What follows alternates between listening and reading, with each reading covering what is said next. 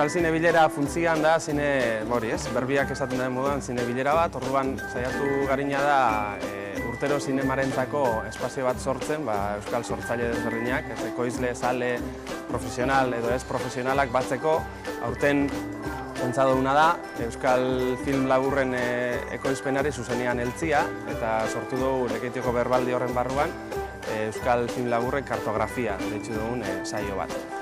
Orduan, galdera batzutatik abiatzen gara eta galdera horrek dira, zenbat euskal film laburren ekoizpenari dagokionez, zer sortzen da Euskal Herrian, zenbat sortzen da, ze baldintzatan sortzen dira ekoizpen horrek, sortutako hori zelan zabaltzen da edo ze ikusgarritasun dauko egindako lan guzti horrek. Saiatu garina da gure zuzeneko esparrua dan film laburren gai hori eztabaidara ekartzen, ez? Eta horretaz jente bat eztabaidatzen ipintzen. Sortu duguna da mahainguru bat, eta mahainguru horretan parte hartuko dabe batetik Kimua programako zuzendari dan Txema Muñozek, eta beraz batera hasibarri dira zen batzuk, eta beste batzuk ez hain hasibarri, adibidez Jon Garaño, Kepa Sojo eta baitxabe Maider Fernandez, eurakin.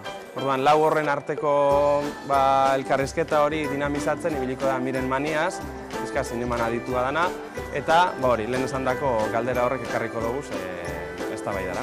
Ideia da Euskal Zine Bilera izatea benetan bilera bat, nun topagune baten lez Euskal Zinema hartuko dugun sujeto eta ardatz, ez? Eta aldala zapatuan goizetik bertatik profesionalak alkarreaz elkarrizketan ipini. Ekimen hori, ekimen ireki bada, azaroak 28, 12etan nengo da Baranderan aretuan, eta berez edozeini zabaldik dagoen ekitaldi bat.